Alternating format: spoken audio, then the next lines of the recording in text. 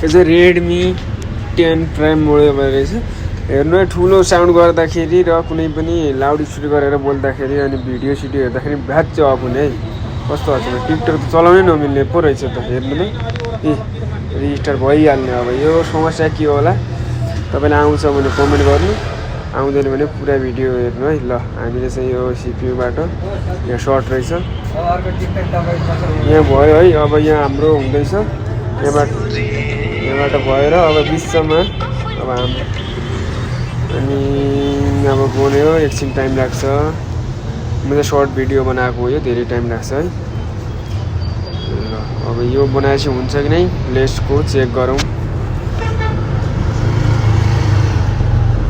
Check गरिसकेपछि ल तपाईँ पनि हेर्दै गर्नु। तपाईँले पनि कुनै पनि मोबाइलहरू बनाउनु पर्ने छ भने ल केपीको आइदिएर चाहिँ आफै लाएर है।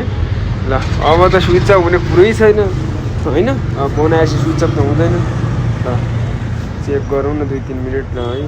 चेक गरौँ भनेको नेट नचलिरहेको ल फाइनल्ली बन्यो है। बनिहाल्छ नि बढी मारी काम आएछ होइन। ल बनिहाल्यो ब्याट्री लाएर Redmi 10 Primeको राम्रो भयो। तपाईँलाई पनि यस्तै यस्तै प्रब्लमहरू आउँछ भने आउनु पऱ्यो है। ल Redmi 9Cको हेर्नु न डिस्प्ले चेन्ज गर्न टच चेन्ज गर्न दियो मोबाइलको पछाडि के छ हेर्नु है। मोबाइलको पछाडि पो पैसा पो हालिदिएर हेर्नु त। कस्टमरले कति माया गर्यो थाहै छैन मलाई त। पैसा हालिदिएर रहेछ कति हाल्यो थाहा छैन है। 2000 2000 रुपियाँ हालेको रहेछ मोबाइलकै पछाडि। यतिको राम्रो कस्टमर माया गर्ने कस्टमर भएपछि राम्रो मैले नि बनाइदिनु परेन त। तपाईँले माया गरेपछि मैले नि माया गर्नु पऱ्यो होइन त।